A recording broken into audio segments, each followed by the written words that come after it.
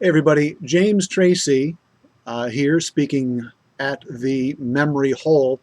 It is Monday, the 23rd of September, and the folks at the Liberty to Find suggested that I reach out to some of these outlets that have maligned me for just suggesting that we look at additional evidence with regard to the Navy Yard shooting on my blog. So you recall the video that I did late last week, and I've made it a point to actually contact some of the individuals. For example, Rachel Lee, who wrote this story dated September 18th.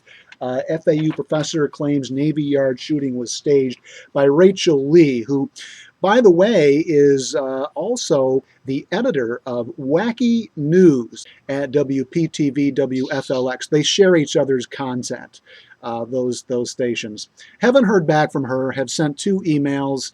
I also telephoned WPTV's newsroom a couple of times and spoke with the executive producer, Julie Pearl, who was responsible for the September 18th piece that appeared about me on WPTV.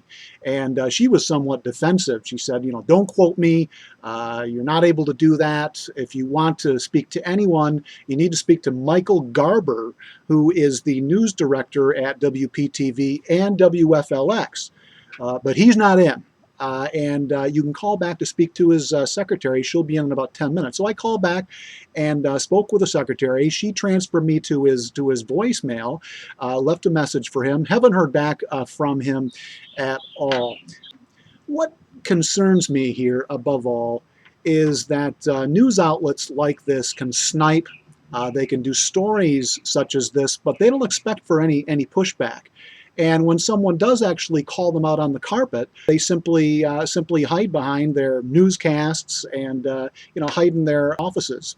The right and honorable thing to do for any individual, especially a journalist, is to come out and talk and discuss this. I'd actually like to do a Skype interview with the journalist or their editors or the news director here, Mr. Garber, Michael Garber, and find out what goes into the editorial decision making.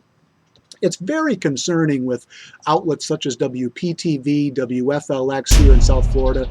They are theoretically supposed to serve, they operate in the public interest, convenience, and necessity. This is why they're given a monopoly, why they're given the public airwaves to do this. And what do they give us more often than not? News about the conspiracy theory professor, wacky news, shootings, car accidents, video news releases where they don't even do any editing or anything of the like, or prepackaged, other type of prepackaged stuff from the parent network. That's what they give us. People should be more upset than they actually are about this nonsense, and I should be too. Not just because they're talking about me, but just as a citizen. It's terrible. No wonder people are increasingly going to alternative news outlets because of the garbage that they get from mainstream outlets. Also contacted the Huffington Post and the Daily Caller. Huffington Post, individual by the name of Hunter Stewart. I had to fill out a form on their site. There's no telephone number or anything. Haven't heard back from him or from Huffington Post that wrote the story about me. James Tracy is at it again. Well, again, let's come out and talk about it. I'd be happy to interview you via Skype or one of your editors. I study this stuff for a living, so I think I might be able to come up with some decent questions, have a good conversation. Also, the Daily Caller, Eric Owen, got back to me. He provided really a nice email. I thought it was a bit fawning in a way. I'm not really too sure how seriously I should take it, but he suggested that I speak to and perhaps interview his editor. He said that he did not have a camera on his computer, so he was incapable of speaking to me, and he was not as photogenic as his editor. I was unaware that the executive editor there at the Daily Call is Tucker Carlson. Yes, he's the executive editor. He's not who I was being referred to, but he is the head editor over there. And, it's not a bad website. They've got some decent stuff. They also have some wacky news. So, that's about it. That's the wrap up. There are a few other stories out there that have commented on this, a few other sites, rather, outlets. I haven't made it a point to contact them. It's just a handful anyway. But nevertheless, I think I would be interested to find out, again, what goes into the editorial decision making at these outlets. This news that really is not news at all.